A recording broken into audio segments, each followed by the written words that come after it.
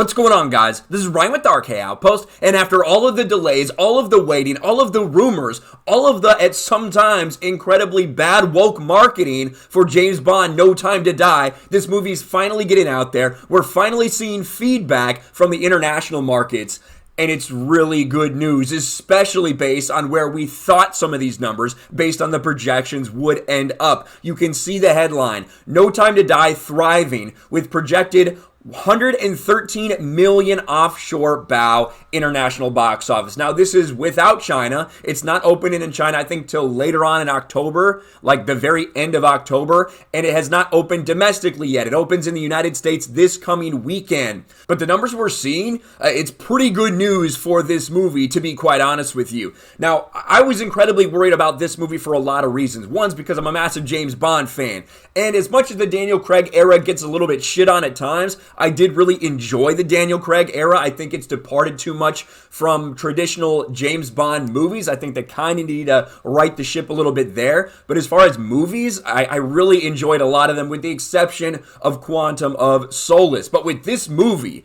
with the amount of money that this cost, with the marketing, with bringing in Phoebe Waller-Bridge, with the director out there talking about James Bond being a rapist, with the virtue signaling from Lashana Lynch and the woke mainstream media, I really had a lot of questions about this movie going in. I still have a lot of questions because I have not seen it yet. However, what I've heard from a couple people I have, or who I do trust who have seen it, they say it's not near as woke as a lot of this marketing, a lot of this reporting would have indicated.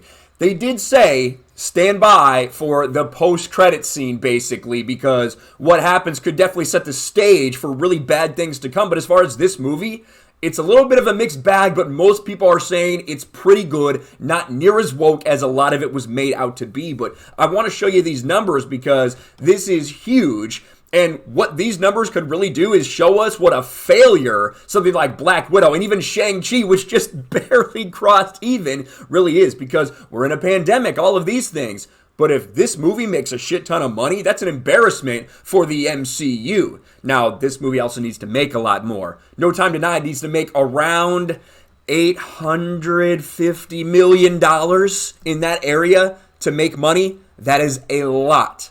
We'll see if it can reach that. I'm going to show you some comparison numbers in a little bit. Saturday update. James Bond is back and in a big way, exceeding conservative pre-weekend projections and doing bang-up business across the first few days of release.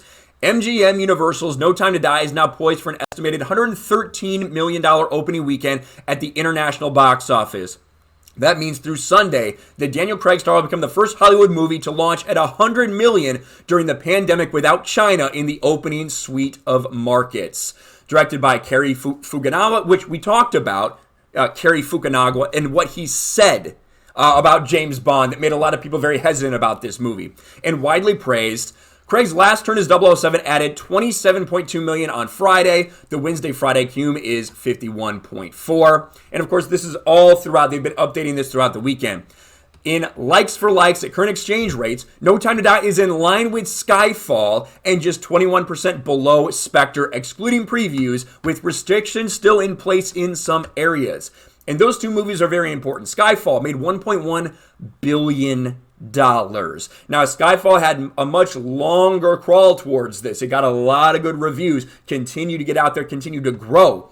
But look at that international box office. I've been saying this for a while about James Bond movies. These things thrive internationally, right? They're going to make money domestically. They're going to be big domestically. But internationally, James Bond is a massive, massive franchise, obviously, especially in the UK. When we look at Skyfall, $1.1 billion. Spectre, $879 million. That is the number right here. This Spectre number, I think, is very important because I think this is basically what we need to see from No Time to Die in order for it to make money. So that's what we're going to be comparing it against in a lot of these ways to see if it can get there. And if this movie, just to be clear, if this movie gets to $800, $900 million, and we look at what the MCU has done and how they're trying to, basically trying to spin everything about how incredible these movies have done in a pandemic, If this movie blows them out of the water, that is embarrassing as hell for Marvel. And good news overall for the industry. But let's continue on. The UK nationally leads all play with 14.2 million. The full weekend on track for 30 million, which would overtake Skyfall's 3-day debut and make No Time to Die the market's top film in the pandemic era in just 4 days of release. That is crazy.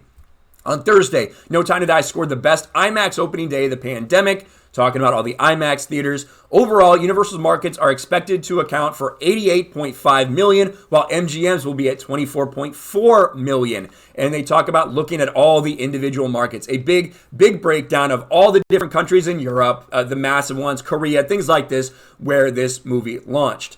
At the end of the day, this is huge.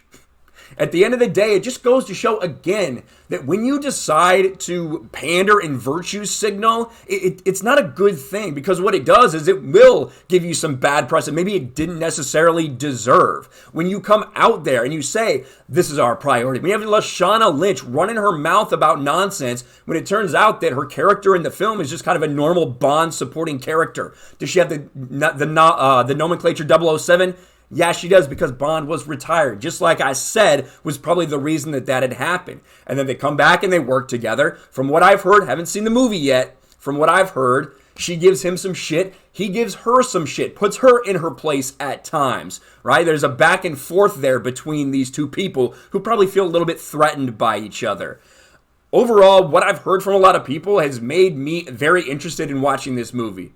Now, I do think there's going to be some things, especially the ending, that just sound like it could be devastating for the Bond franchise and maybe disrespectful in a lot of ways. Not going to spoil it here because I haven't even seen it yet, and it's just based on what I've heard. But there are some things that they could take this in the future that could be very bad and terrible for the Bond franchise in general. But I know there's a lot of people in my audience who have seen it. Some of them hated it. Some of them liked it. I want to judge it for myself, especially hearing after hearing that it's not as woke as a lot of us had thought it was going to be, based on this marketing, based on Phoebe Waller-Bridge, based on all these other things. I want to make the judgment for myself because I am a massive James Bond fan. I like the Daniel Craig movies. I don't love all of the Daniel Craig movies. But what do you guys think about No Time to Die? What do you think about this massive box office pull for this opening weekend internationally? What do you think it's going to do domestically? A lot of questions rolling around about this. Let me know in the comments below. Smash a like button, subscribe to the channel, ring the bell for notifications, share this video out there, and I'll talk to you later. Thanks for watching, everyone. And a huge shout out to my patrons. I appreciate you guys so much. Want to follow me on Twitter or Instagram? Check out the description below. You'll find links to my P.O. box and my Patreon as well. And I'll talk to you guys later.